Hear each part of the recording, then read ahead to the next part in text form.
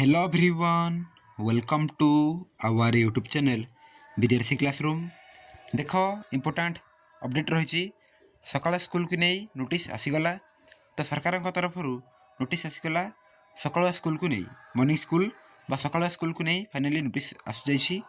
तो क्यों समय स्कूल और कॉलेज खोल कौन रही अपडेट नोटिस रे आमे देखा समस्ते वीडियो को शेष पर्यंत देखूँ। तो देख ऑफिशियल नोटिस रही government of Odisha school and mass education department.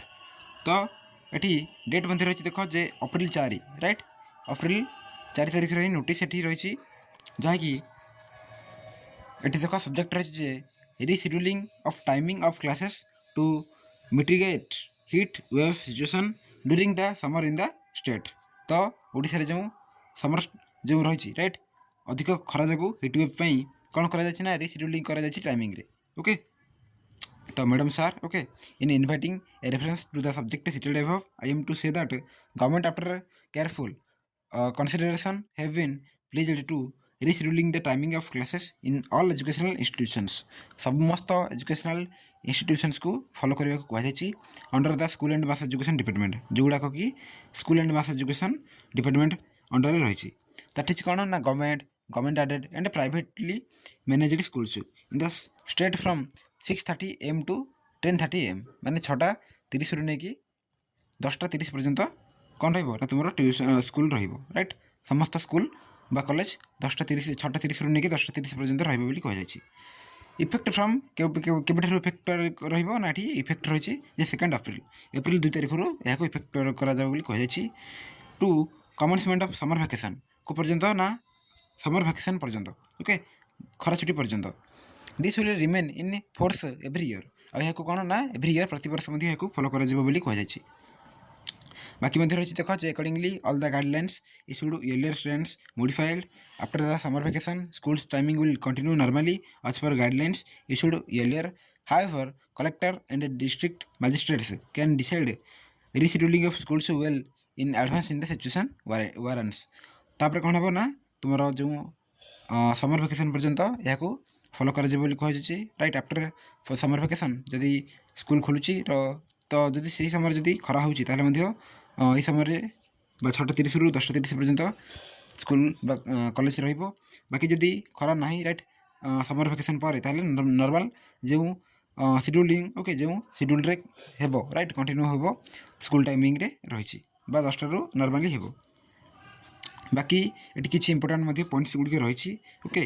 तो यार जदि आम समरी देखा ये जो नोटिस समरी देखा ताले देख कम्प्लीटली ओडिया रही जे सरकारी चिठी ओडिशा सरकार विद्यालय और गणशिक्षा विभाग तरफ पक्षर 2 एप्रिल 2026 प्रकाश पाई मैंने आज प्रकाश पाई राज्य में प्रबल ग्रीष्म प्रवाह हिटवेव को दृष्टि रखी स्कूल समय परिवर्तन और सतर्कतामूलक पदक्षेप नापी निर्देश दी जाए। तो यार मुख्य अंश गुड़िक सरल भाव में बुझाई दी जाए स्कूल समय परिवर्तन कहुई राज्य में समस्त सरकारी साहाय्यप्राप्त और बेसरकारी विद्यालय गुड़िक क्लास समय सकाल 6:30 रु 10:30 पर्यंत रही नियम 2 एप्रिल रु आरंभ हो खरा छुट्टी आरंभ होगा पर्यंत बलवत्तर रही प्रतिवर्ष नियम को लागू हो कहुई। जिलापाल क्षमता कौन ना जदि परिस्थिति अधिक खराब हुए तेज जिलापाल मैंने चाहिए स्कूल समय कौन अधिक परिवर्तन और सचेतन करेंगे कहुई। स्कूल पालन होगा सतर्कता रही देख जे ग्रीष्म प्रवाह पिला रक्षा करने स्कूल गुड़ी को किसी निर्देश दि जाए कौन सब निर्देश रही ना पानीय जल स्कूल पर्याप्त पानीय जल व्यवस्था दरकार पड़े ट्यूबवेल मरम्मती कर वाटर वेल पिलाने जपरी नियमित पानी पीबे से एक निर्धारित समय वाटर वेल बजा ओआरएस व्यवस्था स्कूल पर्याप्त परिमाण ओआरएस पैकेट रखा आवश्यक स्थले पिला कर्मचारी को दिज्व पैकेट रखा दिज्व कहुई। नेक्स्ट बाहर गतिविधि पिला खरार रक्षा करने बाहर होता खेलकूद और अन्य कार्यकलाप को बंद रखा कहुई।